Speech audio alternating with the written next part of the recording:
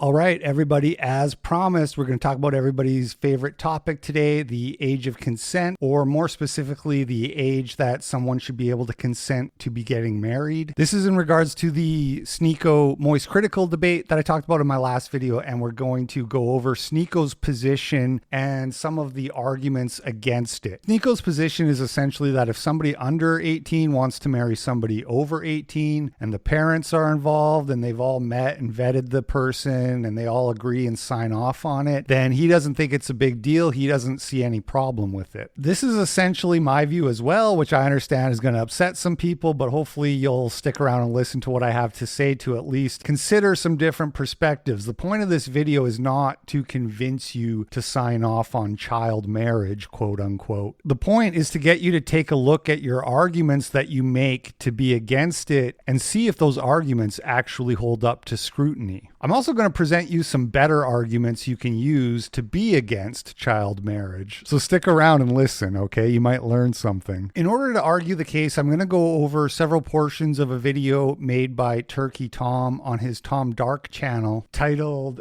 Penguins Zero Just Debated Sneako, He Lost. I hadn't really been keeping up on this story, so when I decided I wanted to make a video about it, I watched Tom's video in the way of research. And Tom argues with a lot of the things that Sneako says, but he unfortunately does a really bad job of it, which is funny because then towards the end of the video, he says this. And he does not make a very good case for where his moral foundations lie. I know I sound like a giant spurg right now because I'm like analyzing this as like a debate bro, whatever, but really Charlie just does not do an amazing job here and you can't claim he did. When I heard that part, I knew I wanted to make a response because I hate to tell you this, Tom, but your analysis was not some spurgy, autistic, analytical deep dive into the issue. It was actually, dare I say, painfully trite, shallow, superficial, belied a lack of any serious consideration on the issue, etc., etc. That might sound harsh, but hopefully as we go through this point by point, you'll see what I mean. But before we get into the meat and potatoes, I want to make a quick note that the reason I may have been watching Tom's video with a more critical eye is because he said something at the start that rubbed me the wrong way. He said that Sneako had been defending Dr. Disrespect, and then he played this clip to demonstrate his point. One person who's been popping up a lot in the news lately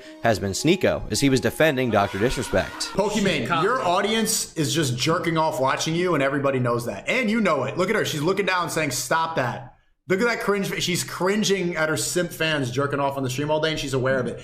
And then she has the balls to go say Dr. Disrespect's a terrible person. Bro, this is my problem with this. They're both bad people, but like that doesn't. But nobody cancels Pokimane. There's no hate brigade. Everyone's she like, text a 17-year-old. but she has 13-year-olds jerking off to her, and she's fine with it and monetizing it. That's pretty obviously not a defense. He's criticizing Pokimane. He's attacking her and calling her a hypocrite because in his view, she doesn't have the moral high ground to stand on over Dr. Disrespect. If he was defending Dr. Disrespect, he would have said something when his buddy said they're both horrible people. And this is the kind of thing you see all the time on the internet, and so it just kind of rubs me the wrong way. Like I had people saying I was defending Sneako in my last video, even though I never said anything about his position on the marriage question. But people will say that just because you didn't vocally condemn, right? Oh, it's like, what do you mean I defended Sneako? And they're like, you didn't vocally condemn him. And it's like, all right, well, maybe try to get your story straight before you open your mouth, retard, because I'm not here to take criticism from people with a 75 IQ. You know what I'm saying? And then this little cunt goes on to even say I was defending Dr. Disrespect because I made a throwaway joke about him shitting on some she-her. And then you got some other person responding to that being like, oh my God, he defended Dr. Disrespect. I can't fuck with this dude no more. Point being, these things have consequences. When you go around slandering and defaming people, there are consequences to that. And I mean, it's just frustrating because I follow a pretty strict interpretation of Christian morality. So obviously I don't defend Dr. Disrespect. For a married man to be talking to anyone who isn't his wife in a sexual manner is completely reprehensible to me. And it should be obvious to you that Sneako feels the same way too if you paid any attention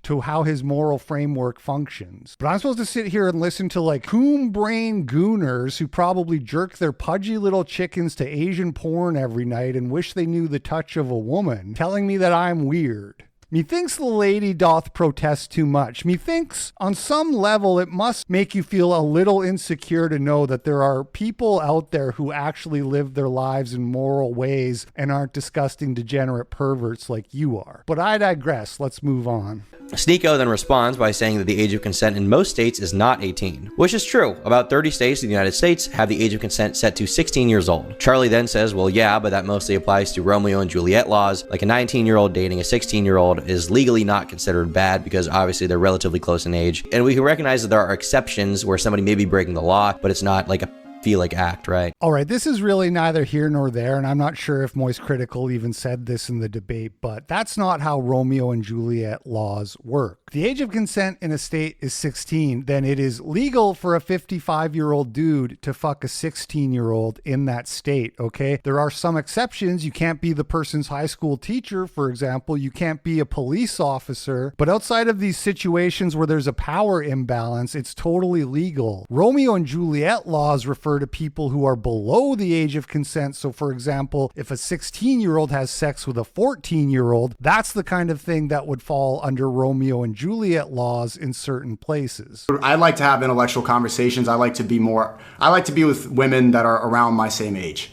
So in his personal life, if he can, for some reason, understand that a 16-year-old is not the same thing as an 18, 19, 20-year-old in most cases, he can see that clearly. But then when it comes to applying it to other people, for some reason, he's like, oh, well, it's fine, which makes absolutely no sense whatsoever. Not gonna lie, I cringed pretty hard at this time. Like, I just watched in real time Turkey Tom get confused by the concept of personal preference. What do you mean? That makes no sense. If you don't want an age gap relationship, then you should be against anyone having an age gap relationship, right? If you don't want to eat liver and onions, then you should condemn anyone who eats liver and onions, right? For Tom's argument here to be like logically consistent, Sneeko would not have to only be against child marriage where there's an age gap, but he would have to be against legal consenting adults having age gaps too, just because it's not his personal preference. You know, I think there'd be too much of a gap. But other people, like, if they're able to get along, then I don't see why that's so much of a problem. Well, the reason why it's a problem is because a 16-year-old does not have the same mental maturity as somebody who is, let's say, 26. They are vastly different at different stages in their life. The 26-year-old has had college, they've had jobs, they've had experiences far beyond the 16-year-old that makes them much more able to make informed decisions about their life. 16-year-olds have had none of that. So I would say it's wrong to have sex with them if you're far older. Even if that 16-year-old may be physically mature, they're not mentally mature. All right, so here we have Tom make his first argument against Sneeko's position. And if memory serves, this is the only argument he makes in the entire video. We could call it the underdeveloped brain argument, but I think more broadly, we should call it the consent argument, because that's really what people tend to mean when they say this stuff. They just like to say kids can't consent, right? People love this argument because of its superficiality, because of how simple it is. All right, well, kids can't consent, so that's it. Case closed. Why is bestiality wrong? Animals can't consent. Why is pedophilia wrong? Kids can't consent. These seem like logical answers, but if you give it some serious thought like we're about to, you're going to run into some serious problems. Okay, the reason pedophilia and bestiality are wrong is because they're fucking disgusting, abnormal abominations, and anybody who would even think about committing those acts should go feet first into a wood chipper as God and Jesus smile down on you from heaven, watching you smite their enemies with righteous vengeance. Don't get me wrong, it's true that children can't consent to certain things. There are many decisions that children are simply not equipped to make for themselves. The problem comes when you think that's where the argument starts and stops. It isn't. Because when there are decisions that children can't make for themselves, it becomes the parent's job to step in and make those decisions. Let's think of an example that's less weird than child marriage. All right, let's talk about circumcision for a minute. There's a lot of people who think circumcision is absolutely vile and evil. And when you ask them why they think that, they'll tell you you're violating the bodily autonomy of an infant who cannot consent to the procedure. And it's like, okay, if we accept that argument, you understand we can't give kids any vaccines either, right? You get that part, right? Because they can't consent to having their bodily autonomy violated by a vaccine. Now, I know some of you are saying, yeah, based, fuck vaccines. So let me do you one better. Imagine a baby born with a cleft lip. When this happens, we perform a cosmetic surgery to fix the cleft lip, right? The cleft lip wouldn't cause them any serious problems in life, but they would look like a disgusting, hideous freak. And so we remove the cleft lip. And nobody is against that. Nobody says, what about the baby's bodily autonomy? They can't consent to cosmetic surgeries. Nobody would say that because it would be obvious what a fucking retard you are. So what you have to look at on these issues, the real question is not a question of consent.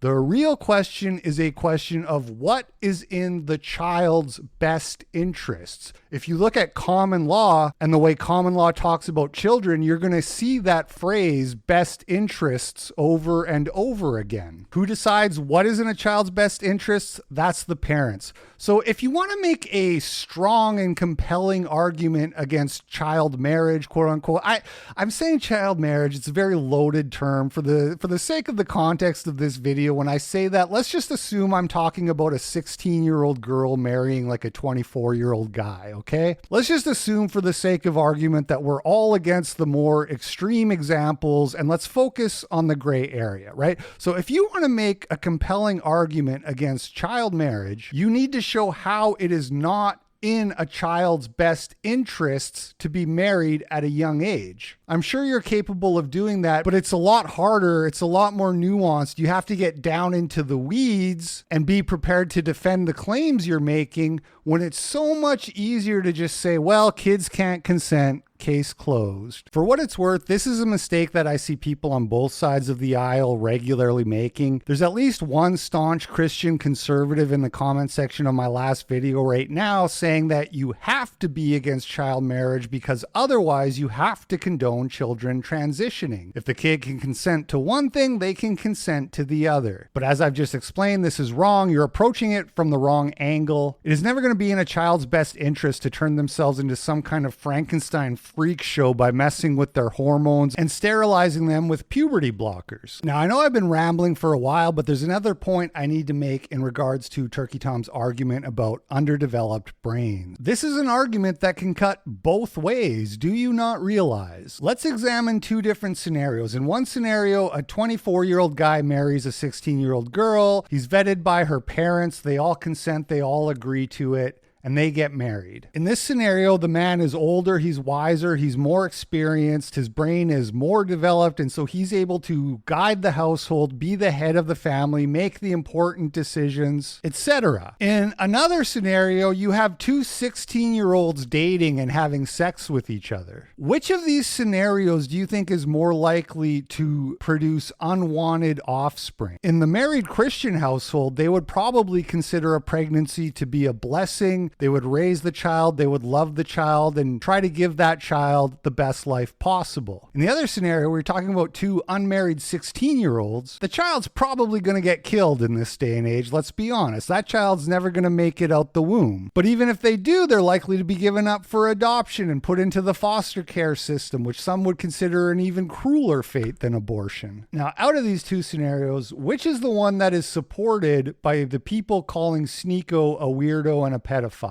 Food for thought. Why would two underdeveloped brains be better than one? And of course, the counter argument someone could make is, okay, well, let's say a 16-year-old is very smart. They've graduated college early. They drive a car. Would you say that you can just date them? And I would say no. Oh, well, that settles it then. I guess that's that. You know, there's this thing that happens in debates where people ask you, what are your objections to a given scenario? And you tell them, but they are objections that can theoretically be removed or dealt with. And so as a thought experiment, you say, what about in a scenario where those objections didn't apply? Would you be okay with it then? And the point of this thought experiment is to see, are your objections really your objections, or are your objections something else, right? So a classic example is the incest debate. You'll say to somebody, why is incest wrong? And they'll often start off by saying, well, it could lead to genetic issues for the children. There could be consent issues involved. And you're like, okay, suppose we take all that stuff away. Suppose one of the people people is sterile. They can't have children. They're adults. They're a brother and a sister of roughly the same age, or even twins if you prefer, right? There's no power imbalance. Like, now what's the problem? And what you'll see is a lot of people stumble here and not really have an answer because they haven't really thought through their positions. But not Tom. He just says it's a no from me, dog. Now, for the purposes of preventing child abuse and a whole host of other issues, I agree that 18 should be the age of consent, because the problem you can run into if you get rid of that is that you can begin to justify a whole list of other horrible things. Sneeko makes the argument that the law should just be abolished entirely, which is just fucking stupid. That's wrong. Typically, people do a good job of governing themselves and regulating their behavior. That's why not everybody walking out on the street is in jail right now. But when someone does not and they harm someone else, the government exists in this case to step in and prevent that harm or punish the harm perpetuating it, so it sets an example to others that they cannot partake in that harm. The government's not always right. There's a lot of bad shit they do, but in an ideal society, this is why they exist. There needs to be some kind of rule to the land because people on their own cannot govern themselves sometimes because they're stupid. And the law especially needs to exist when it comes to children and exploitation. All right, this part's a little bit nitpicky from me because I actually mostly agree with Tom here, but I do take issue with his use of the word ideal in this segment. Sneeko is the one who is actually approaching this from an idealist perspective. You say to Sneeko, what should the age of consent be? And when Sneeko says there shouldn't be an age of consent, he means ideally there shouldn't be one because we would live in a society where nobody would ever want to have sex with anyone, child or not, outside of wedlock. So the correct question to ask Sneeko would be, what is the minimum age that people should be allowed to get married at? But Tom says in the ideal society, the government is there to stop pedophiles. That's just wrong. In the ideal society, there are no pedophiles. Don't get me wrong, we don't live in the ideal world. We live in the real world. We live in the clown world. We live in the hell world that is riddled with pedophiles and transsexuals and anime fans and a whole host of other nefarious characters. So yes, we do need some laws in place to keep these freaks in check. I agree with Tom there. I just don't like the way he said ideal, and I think if you're going to throw your hat into the philosophy ring, you should try to figure out what those terms actually mean. 25 years old being the age of consent would be dumb. It just would be. And you should not be okay with the government raising the age of consent to 25, and now if you're 30 and you bang someone who's 24, you're now a creep legally. You shouldn't be charged for that. It doesn't make any sense. The appeal to whatever the law says being right and true is dumb. Because obviously there should be a law in place, but that being the only thing that your morality rests on is Right, but why would it be dumb, Tom? I mean, it seems to follow your logic, right? A 25-year-old's brain is more developed than an 18-year-old. The distance between, say, a 30-year-old and a 25-year-old in terms of their maturity and life experience is less than the distance between, say, a 23-year-old and an 18-year-old. And so it's actually a fair question to put to somebody like you, like, why not raise the age of consent? Why not make it 25? And it behooves you to give a little bit more well thought out answer than just saying it's dumb and then going on to prattle about the difference between the law and morality. Another way you could look at it is to say, instead of like raising the age of consent, what if we just had a law about age gaps? What if we said it's illegal for anybody to be in a relationship or have sexual relations if there's an age gap greater than 5 years, right? So in this system, like a 55-year-old would not be able to date a 48-year-old, for example. Would that also be dumb, Tom? The answer is yes, it would be. You know why? Because your whole rationale about the relative levels of brain development and life experience is kind of dumb. And while people do mature at different rates, and I would not call someone who is 18 and dates a 16-year-old creepy in any way, the reason that the law exists is to make it legally enforceable to punish scenarios like I mentioned before, where a 26-year-old sleeps with a 16 or 15-year-old or 14-year-old or 13-year-old, right? That's why the law exists, to punish those people. That is bad, and it should be punished, and there's no excuse for it, whether they're married or not. And if you do something like that, the vast majority of people in the United States will see you as a creep. And that's not just because it's illegal, it's because they recognize the vast difference on average between a 26-year-old and a 16-year-old. But you know, some of the scenarios you just painted aren't illegal, right? right? A 23-year-old or whatever you said, being married to a 16-year-old is legal in more states than it's illegal in. There's a few states where it's like 17 or 18 is the minimum, but in most states with parental consent, you can get married at 16 and it's totally legal. Some states you can even go younger, which I agree is a little bit suspect, but ultimately probably doesn't matter that much because I don't think there's that many people who are out here trying to get married to a 15-year-old. Beyond that, if there's any topic you want to avoid the appeal to popularity on, it's probably this one. You understand that through like the last 2,000 years of Western civilization, you saying that you don't care whether or not two people having sex are married or not and it makes no difference to you would be viewed as utterly contemptible by everyone. Like literally like 99% of the population would be like, wow, this guy's a piece of shit. He thinks it's okay to have sex when you're not married. Like if you said that shit 80 years ago, your own parents would disown you. They meander around a bit. Sneeko is arguing that sex out of wedlock shouldn't happen, but if you marry a 15-year-old and they're mature for their age, that's fine. Like the idea that a 20-year-old banging an 18-year-old is worse than a 20-year-old banging a 13-year-old because one of them is out of wedlock is so retarded. This guy's a fucking moron. Yeah, but I mean, I don't think anybody here is really advocating for 13-year-olds to be getting married. Why not use a more fair example? Why not compare a 20-year-old having sex with an 18-year-old out of wedlock to a 23-year-old being married to a 16-year-old? Because in this scenario, I'm totally comfortable saying that, yes, absolutely, the casual senex is the more morally deplorable scenario. There's a lot of things that I think are more morally deplorable than a 23-year-old marrying a 16-year-old, including watching pornography. But I guess that just makes me a big old moron. There is no reason to not wait for the legally established, agreed upon definition of when you stop being a child. And this is where Charlie gets himself into some serious hot water because he has a very hard time defining what is a child and what is not. For example, I defended Call Me Carson for the allegations made against him, which at worst, from what we know, is that he is a 19-year-old sexted a 17-year-old. This is potentially illegal in some places by Charlie's standards. Do I care? No. The same way that I don't care about a 20-year-old dating an 18-year-old. Sneeko is not right that the law doesn't matter, but he is right to say that the way Charlie is arguing about it makes it kind of arbitrary. More mass appeal libtardism from Turkey Tom here. Of course it's wrong for a 19-year-old to be sexting with a 17-year-old. It's wrong for anybody to be doing that outside of wedlock because morality comes from God and God told us what is right and what is wrong. This is actually really simple when you break it down like that, but I know people roll their eyes and say, oh yeah, sure, Sky Daddy. But the problem is you're so detached from the divinity of creation that you're now advocating for shit that is basically straight up demonic. Let me paint you two scenarios again. In one scenario, a 24-year-old man marries a 16-year-old girl. They have many children together. They're married for like 60 years. The man dies because he's older, leaving behind the wife and their children and their grandchildren. Now, as this woman is like 80 and approaching her deathbed, you go to her and you say, hey, do you regret getting married at such a young age? And she says to you, I regret nothing. My husband is the greatest man I ever knew. I loved him dearly my entire life and I can't wait to meet him again in the afterlife. Who are you to say to those people that their relationship is disgusting and that she was abused and that her children shouldn't exist? Serious question. This is like the steel man,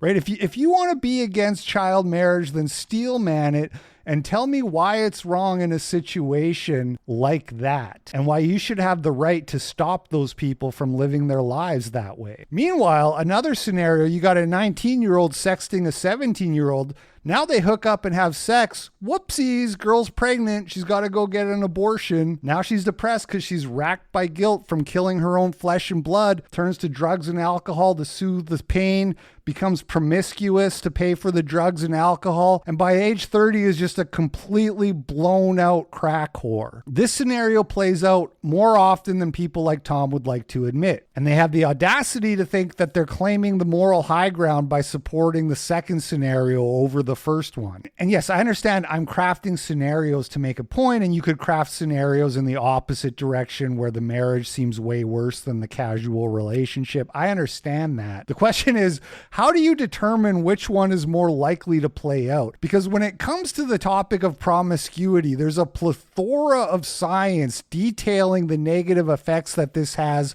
on people, especially on young women. Whereas when it comes to the science on child marriage, the the results are a lot more ambiguous than you might think. For example, this is an article published in 2022 called The Health Consequences of Child Marriage, a Systematic Review of the Evidence. This was a meta-analysis of 58 studies on the topic, and what they concluded was that the results were inconclusive, and they caution against continued fear-mongering over this phenomenon as it's not really supported by the available evidence. There's no circumstance under which a 9-year-old should be able to have a doctor cut their dick off, regardless of what the parents think. If Charlie is going to make the argument that minors cannot consent to sex, then he can't also make the argument that they can consent to life-changing, irreversible gender surgery for all of time that they'll never be able to get back. Yeah, I mean, everyone has the right to do what they want when they are adults. We wouldn't say a kid can just take a bunch of drugs because that's what they want to do. We wouldn't say a fucking 13-year-old can drink alcohol. Why? Well, because they're too young to understand the short-term and long-term effects of drug use. All right, it's finally time to circle back to the point I raised about the best interests of the child. This topic makes libtards very uncomfortable because once you acknowledge that children have best interests, it stands to reason that adults also have best interests. And heaven forbid a libtard have to have any convictions about how another adult should live their life. What I'm trying to say is that it's not in the interest of a child to have their dick cut off. It's also not in the interest of an adult. And so if you had principled convictions of your morality, you would condemn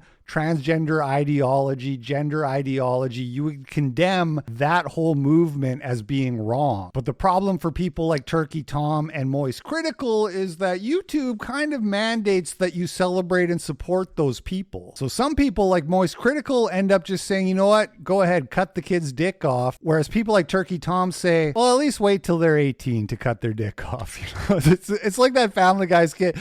So, sir, you can't cut your dick off at the bar. No, it's okay. I'm 18. Oh, I'm sorry. I had no idea. Do whatever you want all the time. My beliefs come from a place of what I believe to be moral.